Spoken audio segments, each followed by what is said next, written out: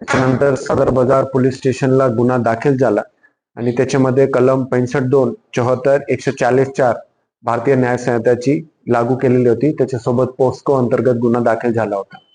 ह्याच्यामध्ये आम्ही सदर बाजार पोलीस स्टेशन टीमला आणि त्याच्यामध्ये एक स्पेशल इन्व्हेस्टिगेशन टीम स्थापन केली होती, जे की ॲडिशनल SP जालना यांनी हेड केलेली आहे. त्याच्यामध्ये 22 दिवसांमध्ये चार्जशीट करून एक तब्बल 57 दिवसांमध्ये माननीय सेशन कोर्टने या गुन्ह्यामध्ये कन्व्हिक्शन देताना वेळी अजन्म कारावासाची शिक्षा या आरोपीला दिली आहे. 22 दिवसामध्ये आपण करण्यात आलं ते लवकर तपासून.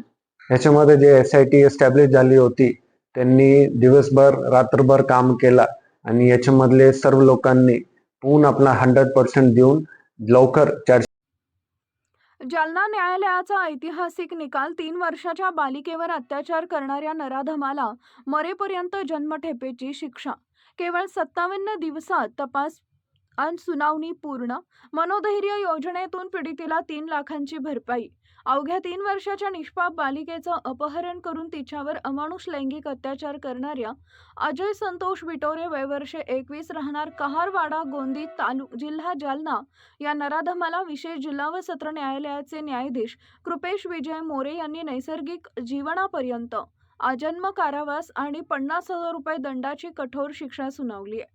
गुन्हा घडल्यापासून अवघ्या 57 दिवसात संपूर्ण तपास व न्यायालयीन कामकाज पूर्ण करून न्यायालयानं हा धडक निकाल दिला आहे. ही घटना 10 जून 2026 रोजी दुपारी घराजवळ खेळणाऱ्या 3 वर्षाच्या बालिकेला आरोपीनं दुचाकीवरून पळवून नेले.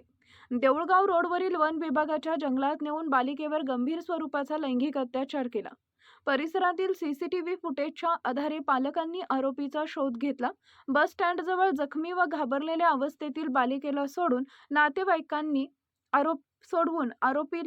आरोपीला नातेवाईकांनी पकडले व सदर बाजार पोलिसांच्या हवाली केले. घटनेचं गांभीर्य ओळखून पोलीस अधीक्षक तेकबीरसिंह संधू यांनी तात्काळ विशेष तपास पथक स्थापन केले. अपर पोलीस अधीक्षक विक्रम साळी, उपविभागीय अधिकारी अनंत कुलकर्णी, पोलीस निरीक्षक संदीप भारती आणि पिंक पथकानं अवघ्या 20 दिवसात 2 जुलै 2026 रोजी न्यायालयात दोषारोपपत्र चार्जशीट दाखल केले.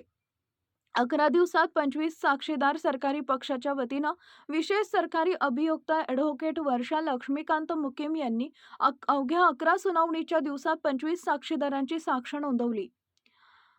पीडितेचे आई वडील, प्रत्यक्षदर्शी, बाल साक्षीदार, वैद्यकीय अधिकारी doctor Shirin Shaikh, doctor UA Pathan आणि फॉरेन्सिक तज्ज्ञांचे पुरावे या खटल्यात अत्यंत निर्णायक ठरले.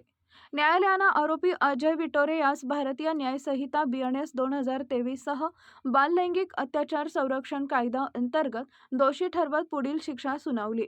नैसर्गिक जीवनापर्यंत आजन्म, सक्त मजुरी, 50,000 रुपये दंड व दंड न भरल्यास 6 महिने अतिरिक्त सक्त मजुरी ही दंडाची रक्कम पीडितेला दिली जाईल.